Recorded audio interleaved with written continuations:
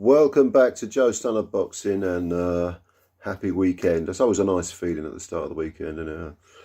All right, Jared Anderson. Now, you may have seen this touted heavyweight stop Jerry Forrest in a couple of rounds. He does like that second round, Jared. I think he stopped the last 5 opponents in the second round. But this time it was Jerry Forrest, and Forrest was expected to take Anderson a few rounds. He didn't. He got blasted to bits. And clearly Anderson is a very, very good front runner. He's a very good, aggressive, come forward, front foot fighter. And a lot of people will say, yeah, he's one of the best, highly touted heavyweights in the world. And I think with good reason. But there was an interesting, very interesting interview in Boxing News a couple of weeks ago, which you may have missed, and I just want to read a few excerpts from it because I think it's really intriguing. He's talking about being, highly touted, but he says he doesn't like boxing. He said, I'm not interested in boxing. I do this because I'm good at it. I don't really have any great ambition. I don't like the limelight. I don't want to be well known. I just want to make my money and get out. And I'll read a few things, a few bits and pieces from here. Yeah, he says he'll do what he says. He says by the age of 26, I want to be finished with boxing, 100%. The long-term goal is to acquire generational wealth in 3 years. I can do it. All I need to do is fight the right names, fight bigger names, become world champion, if not undisputed, and then get out. Okay, fair enough. It's an ambition. Then I'll probably fall off the face of the earth.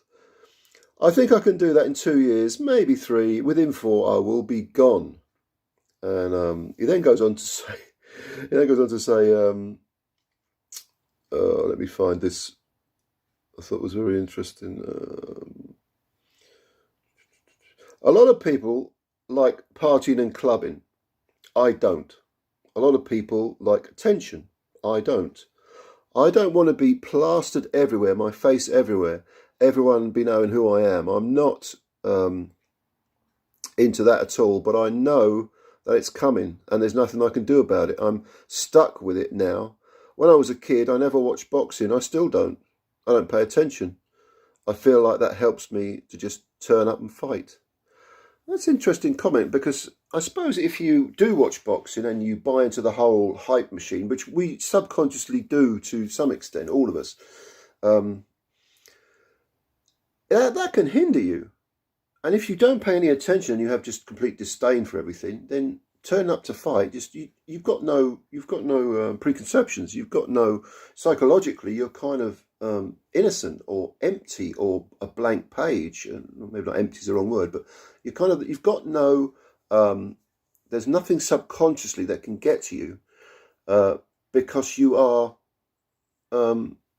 Like I say, totally innocent, totally naive. Not naive, is naive the right word? Probably not, but that's an advantage. You're not paying attention to anything. You're just saying, okay, I can fight. Give me another man with 2 arms and 2 legs, I'll fight him. Doesn't matter what his reputation is. None of that stuff can get to you because you don't know about it. You have complete, genuine disdain for it. Because a lot of fighters will say, oh, I don't care what he says. I don't know. But it can get to you subconsciously. And there's no reason to sort of, feign disinterest because you are genuinely disinterested. Interesting psychological study there. He says, he's talking about boxing. He says, I'm good at it, but I don't like people noticing me. I want to grocery shop in peace. I'm getting ambushed. And then if you don't stop, then that's not nice. It's a bad image. So now I can't relax, huh? I just want to relax in my own skin and not be bum rushed. I don't like being around people all the time. See, now, from a personal point of view, when I was a kid, I was very into music. And I wrote hundreds of songs, literally hundreds of songs over the years and recorded them. And Joe Stunner Music, go and have a look at it. I just love music. But I think when you're very young, you think that fame is a good key to being loved, because And that's what I did when I was a kid. I wanted to be in a band, I wanted to be famous, all that crap that goes with it.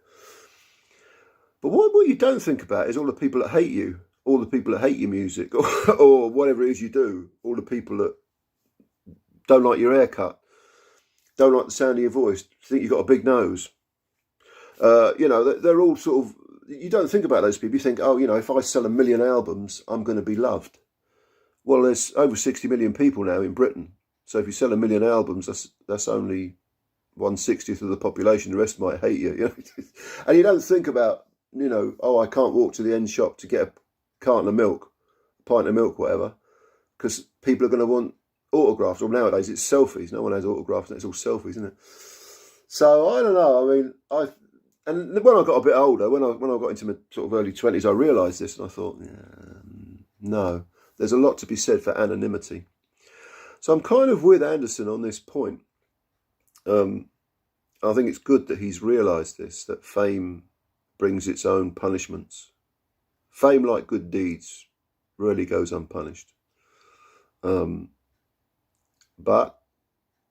he's in that driving seat. He's looking good. He's knocking people out. I'll be interested to see him fight someone who does soak up his punishment and come back with a big wallop. Because if you are, I suppose that there's a possibility, if you are that almost disinterested in boxing, when the going gets tough, will he be able to walk through the fire? Will he be able to get down in the trenches? I'm not. Well, I can't say I'm not. Well, yeah, I'm not convinced, and the jury's out. But he might do. He might do. I mean, he's still a man. He's still got pride. He's still a fighter. Clearly, whether he likes it or not, he's a fighter. But yeah, very, very interesting article, I thought, and a very interesting psychological case study. I'm into psychology, the way people think, and probably because of the job I do. As I've said before, I work with people with addictions, and you know, I've read a bit about psychology and how the mind works, and of course there is no one size fits all, absolutely not, but you can find common denominators, and that's always intriguing. So yeah, got any thoughts on this? Leave them below. I'll always like reading them, and you have a nice weekend. Okay, we'll speak again soon, and of course, as always, take care. Bye bye for now.